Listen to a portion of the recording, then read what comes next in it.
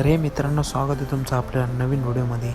तर हा व्हिडिओ मी खूप दिवसानंतर टाकतो आहे आणि हे तुम्ही पाहू शकता KTM ड्यूक 390चं काम चालू होतं. मग काय काम चालू होतं आणि पावसाचं वातावरण झालं तर चांगलंच. पावसाचं वातावरण झालं, फायनली आमची स्कूटर झाली चालू. फायरिंग कसली नाद येते बघा तुम्ही.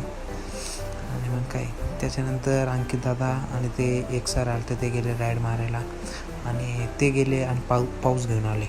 आणि पाऊस समोर 2 माकडं यांना घरदार सोडून इथं भिजत बसलेत माझ्यासोबत. मी तर डोक्यात मूर्ख आहे आणि ही माझ्यापेक्षा जास्त मूर्ख आहे. आणि तुम्ही मला सांगा कमेंटमध्ये, तुम्ही गाडीचा चालवण्याऐवजी कशासाठी उपयोग केला आहे. पाऊस तर असा मुसळधार झाला बघा, समोर वायरी बिरी तुटून पडले आणि माझं वेगळं दुःख झालं तर राव मित्रांनो.